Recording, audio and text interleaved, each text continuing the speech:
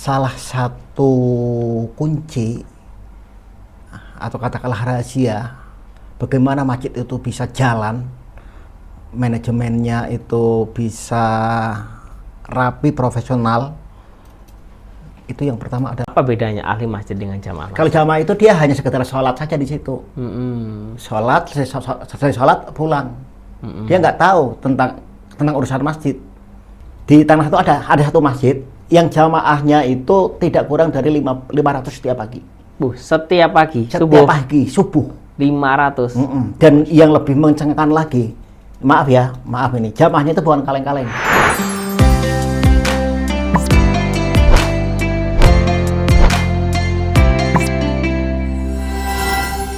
Ya, assalamualaikum warahmatullahi wabarakatuh. Waalaikumsalam warahmatullahi. Masya Allah, tabarakallah. Hari ini kedatangan tamu spesial, ya, seorang tokoh dai, ya, yang sudah lintas negeri bahkan negara, ya, dan beliau salah satu inisiator gerakan pejuang subuh dan juga pengurus Dewan Masjid Provinsi Banten, ya.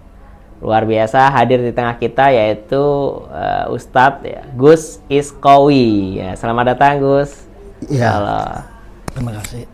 Ya, alhamdulillah hari ini kita bisa podcast kembali lagi di podcast Sahabat Cermat.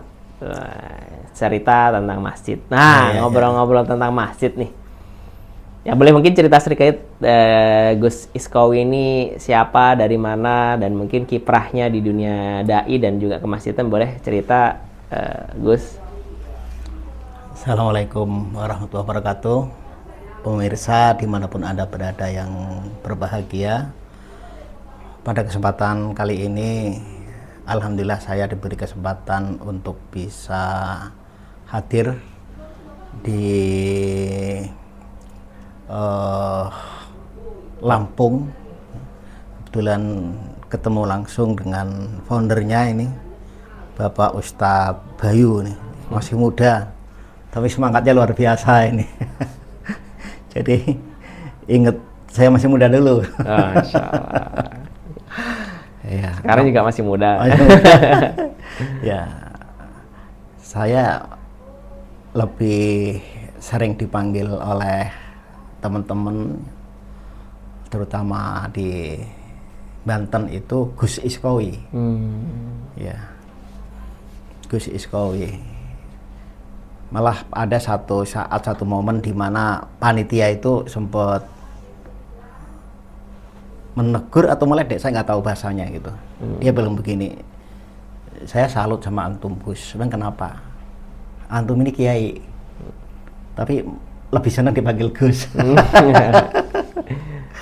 Ya karena saya ini adalah salah satu bentuk sebagai bentuk tawaduk saya. Jadi kalau Gus itu kan kalau di Jawa itu memang ya baru anak-anak remaja yang masih belum banyak pengalaman di lapangan gitu kan. Gus itu kan masih muda-muda itu. Nah, tapi memang kemudian persepsi tentang Gus itu berbeda ketika muncul Gus Dur dan Gus Mus gitu. Ternyata tokoh besar itu ada Gus juga itu. Gus Dur, Gus Mus kan gitu. Gus Mustafa Bisri.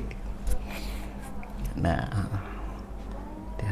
kalau udah pinter tuh, kalau di Jakarta itu panggil Ustadz. Di Jakarta itu. Kalau udah bisa jadi khotib, udah jadi imam, itu kalau di kota besar itu udah jadi ustadz itu. Beda kalau di komunitas pesantren ya, itu ustadz apalagi kiai itu harus bisa baca kitab kuning kan begitu. Nah, ada ustadz, naik lagi kiai, syekh, mursyid, masih. Nah, itu cara hierarki seperti itu. Nama lengkap saya itu panjang, Iskowi Indadin. Ya, Iskowi Indadin Masya, itu nama lengkapnya. Is itu dari bahasa Arab, asya, ya isu, is fi'il amr. Artinya hiduplah, is hiduplah. Kamu boleh hidup, kata orang tua saya dulu, indad kawiyan tapi kuat. Iskowi, kamu hidup tapi asal kuat. Kuat untuk apa? Indadin, berjuang demi agama. Ya itu. Dan saya lebih nyaman juga dipanggil Gus Iskowi ya. Kecuali mungkin kalau ada panitia itu yang mau majang nama saya, kadang-kadang ada itu panitia nggak konfirmasi, nggak ngomong, tahu-tahu flyer udah jadi gitu. Ya, Kiai Haji Dr. Honoris Causa Raden Tumenggung Iskowi Indadin MM CDAI. Itu kan panjang banget. Panjang ya. Tapi saya lebih nyaman Gus Iskowi, wah itu lebih mudah itu. Kan branding itu kan begitu sebenarnya. Personal branding itu kan panjangan ya kalau ada dokter ya. Iya. Gitu. Jadi ini udah dokter nih ya. Dokter Honoris Causa. Luar biasa. Itu sekilas portofolio lah ya. Portofolio. Iya. Ini dengar-dengar, masya Allah, Ustadz ini Gus ini, masya dipanggilnya Gus ya, agak kurang sopan, tapi nggak apa, gaul ya, gaul. Karena memang anak muda ini kan butuh juga bisa dekat dengan ulama gitu kan, nggak sungkan. Ya. Mungkin dengan adanya podcast ini menjadi sebuah inspirasi gitu ya untuk para anak muda, untuk para kiai-kiai ya kan, tokoh ulama yang mau guyup bareng anak muda ya kan. Terutama ini, masya Allah, ini kayaknya sudah lama juga ya. Jadi apa sih itu masjid menurut Gus Iskowi? Masjid kalau secara lughatan istilahan itu kan banyak sekali. Menurut secara Gus apa Iskowi namanya nih, terminologi dan etimologi itu banyak sekali masjid. Tapi kalau saya lebih melihat dari persepsi fungsi. Apa yang di masjid itu, fungsi masjid itu bagaimana?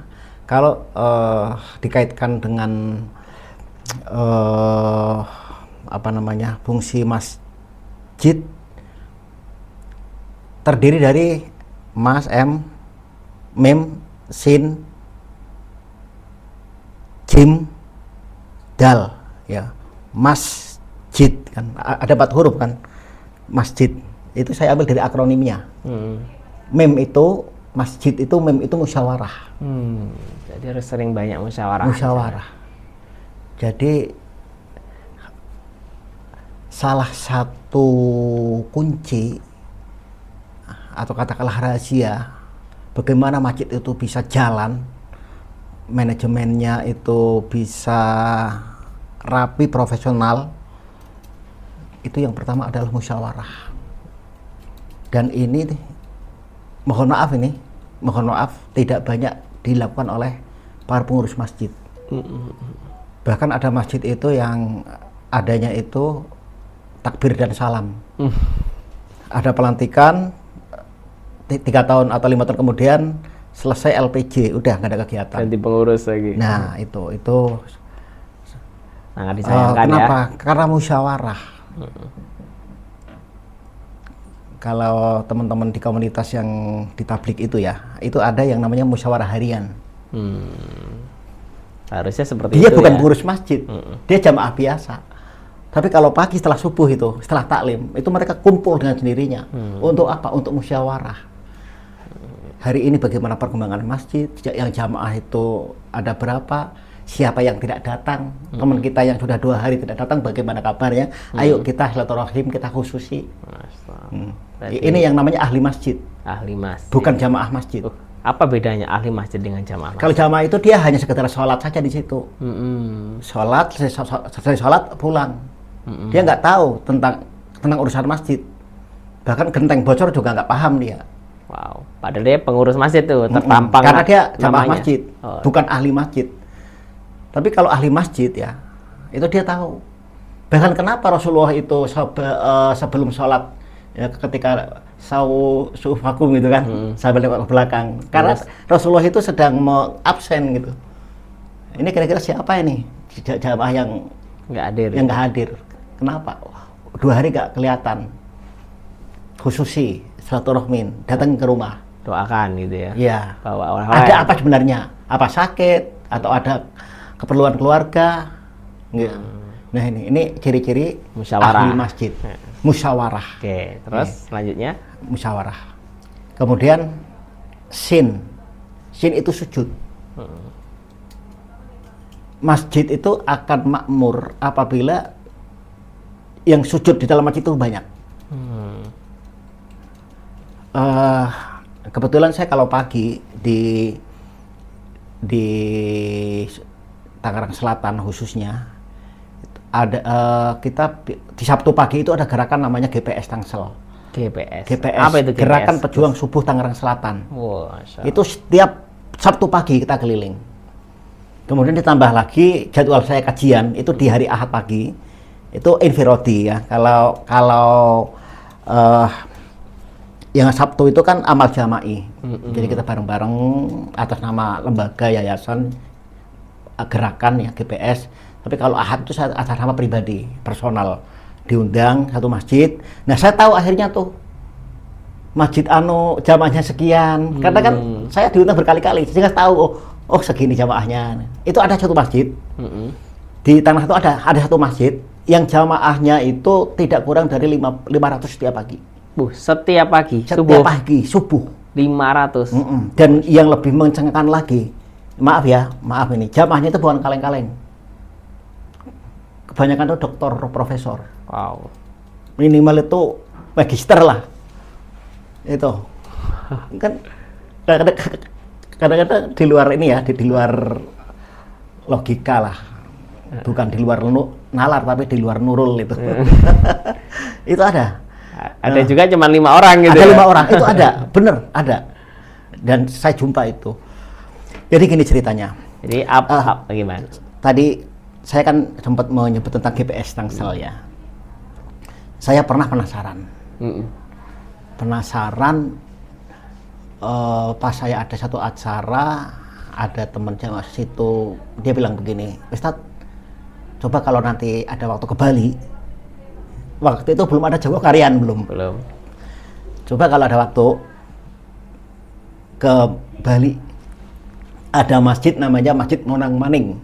Itu di komplek Muhammadiyah, di komplek perkampungan Muhammadiyah istilahnya lah. Itu di Monang Maning itu jamaahnya antara 400 sampai 600 setiap subuh. Qadarullah ya kan. Ketika saya itu diundang pengajian safari dakwah di NTB di Lombok, saya juga ada undangan di Bali. Hampir lah ya. Akhirnya ya karena satu ini ya udah sekalian gitu. Saya datang ke Bali. Nah kebetulan panitia yang ngundang saya pengajian itu tidak jauh dari Monang Maning. Jadi kan impian saya kan terwujud tuh akhirnya. Saya mampir ke situ. Sholat subuh di sana. Sholat subuh saya ketemu sama ketua DKM-nya namanya Pak Bambang. Haji Bambang, dia juga waktu itu jadi ketua DMI Provinsi Bali. Pak Bambang itu. Ya kita sharing banyak. Joko Karyan itu masih baru, saya ingat masih baru Joko Karyan, belum seviral sekarang, belum. Gitu. Nah dari situ saya banyak belajar, waduh ini Tangerang Selatan harus ada gerakan gitu. Akhirnya muncullah namanya GPS tadi ya. Gerakan Pejuang Subuh. Luar biasa. Ini sekarang berapa masjid yang terinspirasi untuk ikut bareng di GPS? Alhamdulillah pada awalnya tahun pertama itu kan kita baru areanya itu seputar kecamatan Pamulang. Ya tahun kedua ini kita udah merambah ke beberapa kecamatan, sudah setangsel sekota Madia. Wow, Masya Allah. Ya tinggal dihitung aja itu kalau dari Sabtu pertama bulan Februari 2004, sekarang ini udah 25 kan. Berarti udah hampir 2 tahun. Ya tinggal dihitung aja. Tapi permintaan sudah banyak. Jadi kadang kita 2, 3, 4 bulan itu nama-nama masjid udah pada minta mereka DKM itu untuk ketempatan. Jadi mulai getok tular ya, yang mungkin tadinya dan kan kita kan ini juga lewat sosial media juga. Kemudian kita disupport oleh Pak Wali Kota, Pak Wakil itu. Beliau kadang hadir, kalau pas nggak ada tempat lain hadir. Belum lagi camatnya, lurah-lurahnya. Ini buat mungkin ada titipan pertanyaan juga ini. Iya. Gimana sih biar masjidnya subuhnya seperti sholat Jumat? Jadi gini. Gus punya ide brilian yang bisa ditiru gitu kan, takmir masjid atau jamaah lain ya, untuk ikut menjadi bagian dari gerakan. Pilar masjid itu kan ada 3. Yaitu idaroh, imaroh, dan riayah. Kalau tadi antum sempat sampaikan ada salah satu tokoh atau pakar masjid lebih sering membawakan tagline S4, S3 ya. Kalau saya itu R3. Wih, R3. R3. Bagaimana masjid itu rapi, rame dan ramah. Wah, R3 rapi, rame Dan ramah. dan ramah. Gimana tuh? Rapi itu dari segi idarohnya. Bagaimana memanage sebuah masjid itu profesional, ya, dari segi tata kelola administrasinya dan manajemennya. Itu. Sampai sekarang itu maaf, itu ada masjid yang acak-acak dulu gitu. Bahkan sampai jadwal khotib aja nggak jelas. Administrasi, surat keluar masuk, ya kan. Itu padahal kita kan harus ada SOP-nya, harus ini administrasi dan manajemen. Masjid-masjid terutama di kota-kota itu yang manajemennya rapi, profesional dan modern itu luar biasa. Itu sebagai salah satu pancingan bagaimana jamaah itu mau ke masjid. Gitu. Ya kan? Masjid besar, imamnya enak. Ya kan? Masjid bisa membiayai imam, ada gaji bulanan. Kalau masjidnya imamnya enak kan banyak yang datang akhirnya. Apalagi nanti ada sahedul kajian-kajian itu yang mendatangkan ustadz-ustadz yang inspiratif. Gitu. Jadi sarapan rohani ada juga. Nah sarapan itu jasmani juga ada. Ya, gitu. itu. Jadi setelah rohani baru biasanya kan ada jasmani itu. Ada apa namanya, nah kalau di sana itu nasi uduk, kalau di Jakarta itu kan ya. Nah itu juga penting. Kadang ada berpikir dari mana? Ya dari masjid kok, dari mana? Orang itu dana umat kok, titip lewat infak, lewat kotak amal, lewat canceling yang jalan itu ya tiap Jumat, lihat event-event itu kan titipan, kenapa nggak dipakai? Disalurkan ya. Disalurkan. Jangan dipendem aja Nah, jadi itu. buang. Nanti kas masjid ratusan juta gitu ya. Tetangga kelaparan Nah ini. itu makanya sahabat saya itu Ustaz Jazir ASP Yogyakarta itu memang ke situ arahnya. Bagaimana saldo itu nol. Nol itu ya dalam artian semua yang ada itu memang harus salurkan ke program. Bagaimana terutama pemberdayaan umat ya. Berarti jadi penggerak masjid sejak kapan ini, Gus? Saya itu aktif di masjid dari tahun 88. Oh, tahun 88. Saya dari awal di Jogja mahasiswa. Saya jadi mahasiswa itu sudah jadi pengurus masjid. Sudah jadi pengurus bidang dakwah dan kemakmuran. Jadi saya 11 tahun di Jogja, terus saya pernah nyantri di 2 pesantren. Itu di Kerapia. Di Kerapia itu yang pesantren tua. Salah satu alumni Kerapia itu kakak saya itu yang sekarang lagi rame, Gus Yahya Stakuf itu yang itu saya dulu sering ketemu lah sama Gus Yahya. Nah, dari Kerapia kemudian saya ke Masjid Nurul Ummah. Nurul Ummah itu masih ada sambungan Kerapia, tetapi di sana memang di kota gede itu kan komunitas Muhammadiyah. Dan saya waktu itu sudah mulai bermasyarakat. Jadi katakanlah kalau saya itu basicnya Nahdliyin, tapi kiprah saya itu lahannya Muhammadiyah. Jadi 11 tahun itu dakwahnya di Muhammadiyah. Berarti bisa disebut Gus Iskowi ini Muhammadinu ya. Muhammadiyah dan NU Nusantara. Makanya kenapa ketika teman-teman Kerapia itu mereka di kampus memilih PMII, saya ke HMI, gitu kan? Yang lebih plural, lebih. Ya, aktivis mahasiswa, ya, aktivis masjid, ya, Masya Allah, luar biasa. Jadi kalau saat ini ada yang namanya nomor induk Ustadz, itu saya nomor 1. Karena di kota gede itu saya itu 00001 itu saya. Baru yang lain bla. Jadi kalau itu dibikin database itu saya tahu nomor 1. Nomor 1. Iya, daftar Ustadz TK A dan TPA se-Indonesia. Inisiator ya salah satunya ya. Luar biasa. Ini kita kehadiran tamu yang spesial nih ya. Kalau nanti ada Zoom mungkin bisa didiskusi dengan jamaah takmir masjid dan sebagainya, bisa ya. Siap. Terus ya. Itu kan tadi baru satu ya. Oh Baru ya, baru dua. baru satu kali ramah. Rapi, belum rapi Oh idaroh iya, ya. iya. Terus. Yang kedua itu rame. Hmm. Bagaimana masjid itu rame? Ini dari sisi imarohnya. Jadi pilar masjid kan ada idaroh, ada imaroh. Ini bagaimana rame? Ini juga banyak menjadi problem para pengurus DKM masjid, terutama anak muda. Bagaimana bisa menghadirkan anak muda ke masjid? Oh, masjid udah bagus, AC, karpet Mm-mm. empuk. Mm-mm. Kok sepi anak muda gitu Nah. ya. Akhirnya gimana tuh? Nah sekarang Biar itu rame. sebenarnya bukan hanya anak muda. Sekarang orang-orang tua juga paling yang banyak itu yang 60 tahun ke atas, yang 50 tahun ke atas. Ya ini juga perlu kita pikirkan. Bagaimana jamaah yang masih usia produktif tapi rajin ke masjid. Hatinya, kalbunya itu selalu terpaut dengan masjid. Itu kan salah satunya nanti akan dapat satu dari 7 yang akan dapat naungan di hari kiamat kan. Nah ini bagaimana pengurus masjid ini bisa membuat program-program yang menarik. Program-program yang terutama bisa menghadirkan anak-anak muda gitu. Kalau mau rapat nggak usah ke masjid lah, anak-anak muda ajak ke kafe Oh, sambil ngobrol ngopi ya. ngopi, endingnya nanti ke masjid gitu loh. Dibawa ke masjid nanti akhirnya bawa ke masjid. Boleh. Tapi cara memanggil awal jangan di situ, di kafe dulu atau di mana kita ngobrol lah. Anak muda kopi-kopi. Kalau ada yang rokok silakan. Jadi takmir harus gaul juga ya. Gaul. Mau lihat perkembangan zaman anak ini sukanya ke masjid atau ke kafe. Nah, masjidnya kita pasang itu internet.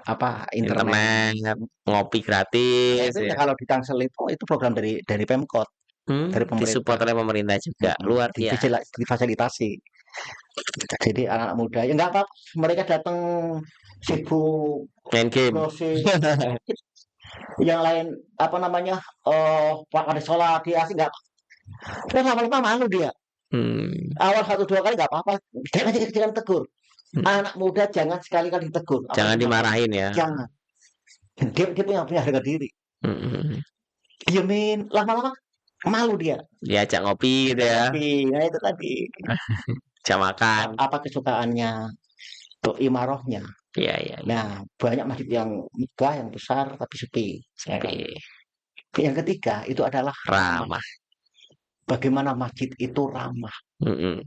Ini kaitannya dengan riayah, Ya. sarana dan prasarana. Jadi penting ya. Bagaimana? Itu penting banget. Bagaimana masjid itu ramah bagi jamaahnya. Ketika ada jamaah ke masjid, datang ke masjid, ketika lagi sujud, kemudian bau nggak enak, itu nggak ramah itu masjid itu. Berarti karpetnya tipis, berabak ya kan, ada pasir ya. Tadi makanya ini perlu ada penyedia jasa karpet. Kemana itu kalau bisa pesen kayak karpetnya? Kalau bis, ya kalau di Lampung di mana? Yang sekarang ada partnership dengan itu mas ya? Kayak ke sentra masjid. Ya bisa lah. Dekat-dekat ini suaranya. Iya. Oh, luar biasa. Jadi ramah itu bukan hanya pelayanan ya, Hanya fasilitas. fasilitas ramah. Saya kalau ke masjid, itu yang pertama saya datangnya apa? Apa tuh? Toilet. Wow, pertama ke toilet. Cium dari jauh aja ya. Nah, toilet di mana gitu ya. jangan sampai masjid itu kalah dengan hotel, bandara gitu ya. Bandara di public area. Licin, wangi gitu kan. Masjid kok baunya nggak enak gitu lah. Bau kencing, bau petik. Nah itu. Apalagi yang pengurus-pengurus yang masih agak sibuk gitu ya. Masjid jam 9 malam dikunci. Bahkan habis sholat isya lagi zikir matiin lampunya. Lampunya masih ada orang sholat sunnah. Matiin lampunya. Allah. Padahal orang mau tadarusan kan, dimatiin lampunya. Kemudian kita musafir, masjidnya di pinggir jalan, masjid transit. Itu tempat pintunya digembok. Akhirnya orang mau buang air kecil aja nggak bisa. Ini nggak ramah namanya ini. Banyak ya kayak gitu ya. Oh, bukan. Ini PR ini. Ini mindset paradigma. Ini pengurus utama yang harus di brand bos ya. Bongkar ya. Di ruqyah gitu ya. Itu. Jadi bagaimana masjid itu ramah. Nah, masjid itu harus ramah ya. Kadang-kadang begitu, kadang-kadang pelayanannya, fasilitasnya gitu ya. Jamaah wangi ya kan, Wangi. kayak parfum nih Ya, nih, ada parfumnya ya. parfum masjid. Nah, iya iya iya. Ganti baru yang full, Dua. terus disemprotin parfum, masa Itu bikin betah nggak kira-kira? lagi sujud wangi kan itu. Itu tugas takmir masjid juga ya. Hmm. Ya kalau nggak mungkin jamaah juga bisa aja ya, belikan parfum, karpet, saya mau ganti biar Hmm. nyaman, Hmm. gitu ya, Hmm. Gus. Masya Allah luar biasa. Jadi ada 3 tadi ya, 3 R ya, R3 kayak mobil jadi. Kayak mobil R3. Ini di sini ya mobil ya. Jadi rapi, ramah, rame dan ramah. Rapi, rame dan ramah. Tadi baru M musyawarah, Oh iya, boleh M ya. Shin sujud, ya kan? M sujud Jim ya, belum. tempat sujud. Tempat sujud. Jim. Kenapa ada masjid disebut Masjid Diror? Oh, Ya kan, masjid ada ya? itu ada. Masjid Itu Masjid Diror itu bangunnya megah, tapi nggak ada isinya. Nah, itu ada ya terjadi seperti itu. Ada konflik internal, ya kan? Tidak mengedepankan ribut terus ya. tidak mengedepankan sujudnya lah ya. Jadi maka sedikit sharing pengalaman aja. Saya waktu jadi ketua DKM itu dari semua kalangan saya ambil. Jadi Bahkan jadi tanda petik nih, itu kan ada teman kita sebelah. Itu yang kadang-kadang suka nyalahin kita gitu kan. Iya. Itu saya masukin jadi salah satu di pengurus harian. Saya undangkan ustadz mereka untuk kajian. Tuh. Jadi dirangkul semua. Harokah kayak model jamaah tabligh, ada ikhwan, ada salafi, ada semua saya masukin ini. Saya nggak pandang bulu, apalagi Muhammadiyah NU kan. Itu saya masukin semua. Jadi masjid harus bisa menjadi tempat yang nyaman, aman dan merangkul semua jamaah ya. Karena ada macam-macam di lapangan itu kita lihat. Pokoknya kalau ini bukan si Anu enggak gitu. Kemudian ke bawah kan. Yang jadi imam si ini. Tempat saya enggak. Silakan aja coba yang duluan, kemudian dia masuk tim, maju. Jadi kalau yang namanya subuh kulit nggak kulit itu yang biasa lah. Itu alhamdulillah jamaahnya dewasa sekarang. Kita latih dari awal seperti itu, dewasa jamaahnya sekarang. Luar biasa. Tadi masjid M musyawarah, action ya sujud, kemudian sampai karpetnya harus diganti yang bagus. Pesannya ke sentra masjid ya kan. Kemudian J ya. J itu jihad. Masya Allah. Perang bang ya? Banyak perang. Oh enggak. Kan arti secara luas, arti secara sempit. Itu. Gimana tuh? Jihad itu ya sebenarnya apapun perjuangan kita, pengorbanan untuk agama, itu namanya jihad. Kalau kita menjadi pengurus masjid, ya harus full time, full heart ya. Full. Bagaimana kita memikirkan masjid itu tidak hanya waktu sisa. Selama ini kan dari persoalan kan kita waktu sisa, tenaga sisa, hasilnya udah capek, diminta ngurus masjid ya udah ya nggak maksimal hasilnya itu. Iya. Itu. Kalau bisa yang dipilih jadi pengurus masjid, ini benar-benar mereka yang bisa full gitu. Luar biasa. Maka ini penting di depan sungguh-sungguh ya. Itu diupayakan bagaimana manajerial masjid itu seperti korporat itu ya. Bagaimana pengurusnya itu digaji, ya kan? Jadi sungguh-sungguh ya jihadnya itu ya, totalitas ya. Dari mana? Sumber dari mananya? Ya, sektoril. Sektoril. Masjid itu kan bikin aja divisi atau biro apalah. Bisnis ya. Bisnisnya, kemudian ada kayak travel umrohnya apa ya kan. Bahkan di masjid di beberapa masjid itu membuka layanan konseling. Jadi kalau ada jamaah yang lagi punya problem keluarga, rumah tangga, itu nggak lari ke psikiater, psikolog, ke ini enggak, ke masjid. Healing ke masjid ya. Iya, udah disiapkan ustadz sebagai problem solver. Kalau kena pinjol gimana ya Ustaz? Ada. Kita pakarnya ada gitu. Yang memang selama ini setia menemani para jamaah yang punya masalah itu. Jadi pinjol lagi marah nih, terus judol ya. Jadi masjid bisa ya, kasih minimal kasih pencerahan ya. Mau merubah mindset gitu. Terus membuka ruang muamalah. Jihad, terus dal apa? Itu dakwah. Jadi dakwah, jadi amalan termasuk amalan masjid zaman Rasulullah kan itu dakwah wa tabligh, ya ta'lim wa ta'alum. Kemudian ada yang punya khidmat, Hmm, itu pelayanan. Khidmat itu pelayanan. Jadi kita itu pengurus masjid itu sebagai pengabdi, pengabdi umat, Masya Allah. khotimul umat. Jangan jadi raja Hmm, gitu. Kalau Pelayan ada masjid yang pengurus masjid yang begitu dia terpilih, wah raja udah jadi raja, udah main perintah raja, udah merubah tatanan yang ada. udah kayak di Gitu kan. iya, ada birokrasi si A ya, nyuruh-nyuruh ya, gaji enggak ini kan. Hmm, Ya, ya, harus jadi pelayan umat pelayan. dan sebagainya. Rendah hati gitu ya. Hmm, Terus ini luar biasa. Ada juga saya tahu tadi di profilnya bikin Smart Masjid Academy itu ya, apa itu rencana? itu bagaimana masjid membuat sebuah pelatihan yang mencerahkan bagi para pengurus masjid. Masjid-masjid terutama yang masih baru level masjid perjuangan itu bisa naik ke Hmm. tingkat masjid berdaya. Oh. Yang sudah sampai ke masjid berdaya naik lagi menjadi masjid pemberdaya. Mm-mm. Gitu. Apa bedanya masjid berdaya dengan pemberdaya? Ya, jadi pertama dari perjuangan dulu ya. Perjuangan itu ya semua masih serba harus banyak berjuang. Hmm. Sebuah masjid yang belum bisa selesai, yang belum selesai dengan dirinya gitu, belum punya imam masjid karena nggak ada dana buat bayar Hmm. buat gaji bulanan, apalagi mengenai ustadz enggak ya, belum selesai lah dengan dirinya karena memang masjid perjuangan ini belum ada masukan yang bisa diandalkan. Mm-mm. Nah, naik lagi itu masjid berdaya. Masjid berdaya itu sudah selesai dengan dirinya sendiri. Terpenuhi ya. Ya, udah tata kelola administrasi, manajemen sudah rapi, bahkan sudah punya baitul mal, ya kan, untuk pemberdayaan ekonomi umat. Itu muamalah. Ya, ya, yaitu. eh Sedangkan masjid pemberdaya itu masjid yang sudah selesai dengan dirinya, dia bisa bantu masjid lain. Masya.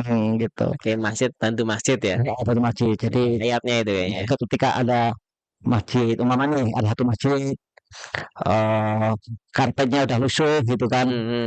sementara ngumpulin duit dari jamaah juga eh tidak cukup. Masjid ini tugas masjid pemberdaya. Udah pesan aja ke sentra masjid. Hmm. Nanti kami dari masjid kami yang bayar. Ya, no. Ya, Ada yang ada. Namanya masjid pemberdaya. masjid bantu masjid lainnya. Bantu masjid-masjid. Ya, itu di surat Muhammad ayat 7 ya. Hmm, Intan surah yang surgum ya. ini Ya, agamaku. tolong agama Allah, kau tolong. Berarti masjid sudah mulai nolong masjid itu masjid pemberdaya. Pemberdaya. Luar biasa ini. Wah, panjang lebar kita diskusi ya. Banyak banget kisah inspirasi yang bisa kita tangkap ya.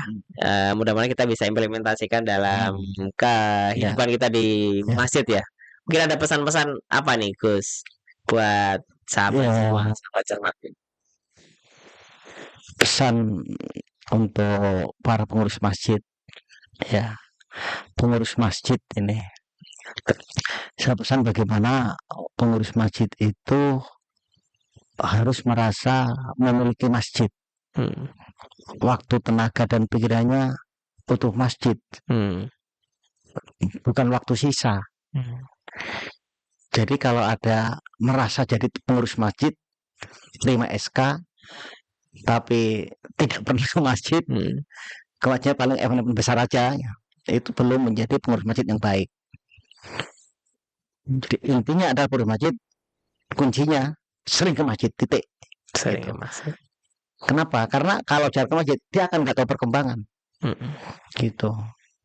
Marbot belum digaji, talang atap ada yang bocor, kemudian kunci pintu WC rusak, ya kan, mengandalkan divisi sarana dan prasarana bidang itu, bidangnya juga nggak jalan karena ketuanya nggak pernah datang, ya, itu menghambat kinerja. Itu intinya itu aja. Siap. Sering ke masjid, Sering itu buat pengurus masjid. Barakallah. Ya itu. Ada lagi? Apalagi ya, pengurus masjid itu harus kenal dengan jamaah. Itu intinya, harus kenal dengan jamaah. Harus kenal. Bukan hanya sekedar nama, tapi dia harus tahu Pak Muhammad ini tinggalnya di mana, di RT berapa, di gang apa, harus tahu kerjanya apa, malah kalau bisa penghasilan. Karena nanti pengurus harus mampu memetakan tuh peta dakwah ya. itu masuk peta dakwah juga. Jadi si A ini dia penghasilan sebulan gini-gini, oh dia masuk mustahik apa mudaki. Ini penghasilan gini-gini dia masuk menjadi mustahik. Harus kita bantu. Dari situlah, dari data itulah kita nanti akan tahu bahwa nanti kalau pas zakat itu siapa-siapa yang akan menerima zakat, terus diprediksi zakat malnya itu akan ada berapa, itu bisa. Ya. Gitu. Pentingnya pengurus itu kenal dengan jamaah, tahu apa profesinya, dia itu dalam menjalankan rukun Islam yang 5 itu sudah sampai mana. Apa baru sekedar syahadat, nggak pernah sholat, ada. Oh di sana ada itu Pak ini nggak pernah sholat. Dia udah sholat, tapi dia jarang zakat. Kenapa? Karena di daftar itu nggak ada. Pas ditanya kemana, nggak zakat. Ada yang udah zakat, sudah 3 tahun udah, tapi dia nggak, jarang puasa. Ada yang udah puasa, tapi dia belum haji. Itu sudah didata tuh, yang udah haji berapa, yang baru umroh berapa. Jadi detail sekali kalau bisa. Itulah pentingnya yang namanya database itu. Jamaah masjid. Itu nanti kita akan tahu dari segi pendidikan jamaah itu. Oh ini rata-rata pendidikan itu di sini SMA. Berarti kita kalau menghadirkan ustadz untuk kajian, ya segini bahasanya gitu. Jangan sampai ketinggian. Nah pertanyaan ini yang mungkin jadi saya juga ya mungkin ya Gus. Itu bagaimana sih menanamkan kesadaran kepada tim kita untuk bisa melakukan seperti itu tadi ya, peduli dengan jamaah ya. Gitu Gus. Kuncinya adalah satu, ikhlas. Apapun yang dilakukan semua adalah karena Allah. Yang kedua adalah satu fikir, satu hati. Dengan cara apa? Bikin aja pelatihan. Kayak semacam family gathering atau apalah ya. Itu hanya dalam waktu berapa hari, 3 hari lah, nggak usah lama-lama, 3 hari. Selama 3 hari kita kan tahu kan apa kebiasaan dia selama hari-hari itu, kebiasaannya apa gitu kan, keinginannya apa. Yang sering dibicarakan kalau pas kumpul itu apa, kita akan tahu pribadi satu dengan yang lain. Itu penting. Inilah kemudian yang namanya ada kesatuan hati. Gitu. Besi itu dia akan bersatu kalau dilas. Kertas itu akan menyatu kalau dilem. Hati manusia akan bersatu ya kalau sering ketemu. Gitu. Inilah pentingnya. Berapa hari lah kita ngadain acara, 3 hari apa berapa hari, yang penting untuk kesatuan hati. Dan itu seyogyanya atau idealnya itu di awal kepengurusan, semacam upgrading gitu. Gitu. Bikin aja acara outbound gitu kan. Yang seru-seru ya, nggak harus kayak tadi ya musyawarah harus di masjid gitu ya. Pokoknya yang relax, santai, yang itu yang happy lah gitu. Oke, keren ini buat tamu masjid yang mungkin kebingungan kan dengan timnya ya kan. Aduh ini nggak ada orang banyak gitu kan. Ajak aja jalan-jalan gitu ya. Jalan-jalan. Ajak makan-makan gitu ya, safar bareng gitu ya. Di tempat kami itu ada satu masjid. Dia kalau pemilihan ketua masjid itu nggak di masjid, di restoran. Wah, banyak yang datang coba. Iya, makan-makan yuk di restoran gitu. Malah kemarin di BSD itu ada yang nyewa hotel. Di hotel itu pemilihan ketua DKM masjid di hotel tempatnya, bintang 3. Luar biasa. Itu bagian dari keseriusan dia mengelola dakwah di masjid. Masya Allah, tabarakallah, ilmu yang luar biasa buat sahabat cermat dimanapun berada. Mudah-mudahan menginspirasi, menjadi amal jariah ilmunya Gus. Amin.